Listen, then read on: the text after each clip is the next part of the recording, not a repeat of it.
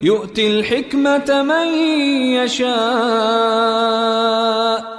বিসমিল্লাহির রহমানির রহিম।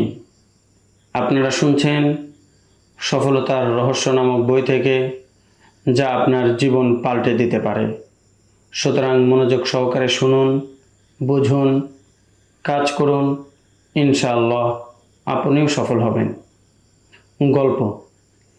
স্বীয় ক্যারেক্টার ও বৈশিষ্ট্যের যথা ব্যবহার করুন। মানুষ পদার্থকে সভ্যতায় রূপান্তর করে, সাদামাটা বস্ত্র সামগ্রী ব্যবহারে প্রতিষ্ঠা করে জাঁকজমকপূর্ণ শহর। এমনটা হয় কিভাবে? এর পেছনে রয়েছে একটা গভীর রহস্য। সেটা হলো, প্রতিটি বস্তু ও পদার্থের মাঝেই রয়েছে কিছু আবশ্যকীয় গুণাগুণ ও সহজাত বৈশিষ্ট্য। মানুষ প্রথমে সেই সব প্রাকৃতিক বৈশিষ্ট্য বিশেষত্ব অনুসন্ধান করে, অতঃপর তা যথাযথভাবে ব্যবহার করে মাত্র। বৈশিষ্ট্যগুলো যেন বস্তুসমূহের এক ধরনের ক্যারেক্টার বা জন্মগত স্বভাব চরিত্র, যার পূর্ণ বহিঃপ্রকাশ ঘটে তার প্রয়োগ ক্ষেত্রে। বৈশিষ্ট্যের এই নিশ্চয়তা এবং ক্যারেক্টারের কার্যকারিতাই সেই মূল্য যা পরিশোধ করার কারণে জীবন ও জগতের সকল কাজকর্ম এবং উন্নতি অগ্রগতি সম্ভব হয়। সৃষ্টি হয় নগর, শহর এবং সভ্যতা, সংস্কৃতি, দেশ ও জাতি।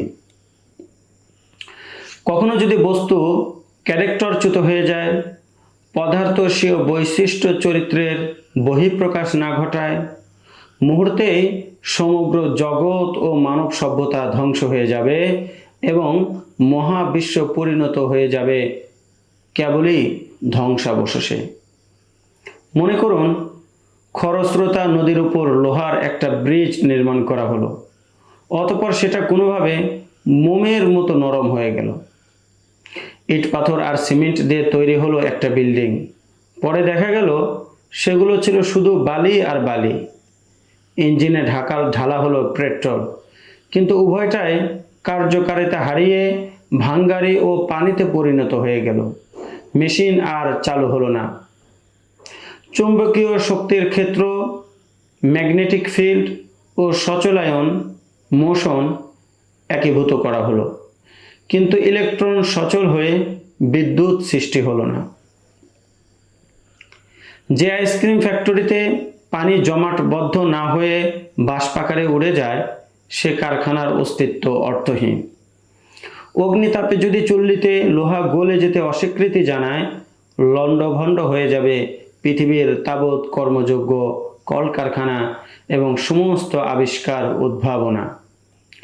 হুবহু একই ধারায় পরিচালিত আমাদের মানব সমাজ ও যে কোনো ঐক্যবদ্ধ প্ল্যাটফর্ম, যেমন কোনো সংস্থা, প্রতিষ্ঠান বা যৌথ উদ্যোগ।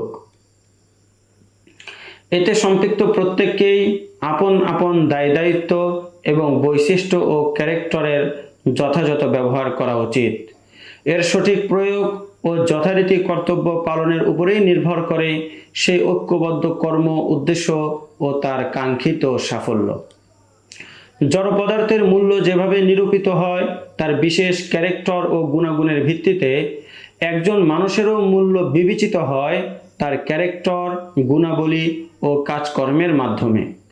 এসবের যথোপযুক্ত ব্যবহারে যে কেউ তার জীবন সাজাতে পারে জাঁকজমকপূর্ণ ও সাফল্যমণ্ডিত করে। প্রকৃত লৌহ ইস্পাত সেটাই যা বাস্তবে কাজের সময়ও শক্ত কঠিন লোহা প্রমাণিত হয়। তেমনি বাস্তবিক পক্ষে মানুষ বলার উপযুক্ত কেবল সেই যে তার কর্তব্য ও কর্মক্ষেত্রে লৌহ মানবের পরিচয় দেয়। যা কিছু তার থেকে কাম্য ও সম্ভাব্য, সেগুলোর বাস্তবায়নেও সে প্রমাণিত হয় কর্মশীল মানুষ, দায়িত্ব জ্ঞানহীন অকর্মা অমানুষ নয়। ومن يؤت الحكمة فقد أوتي خيرا كثيرا وما يذكر إلا أولو الألباب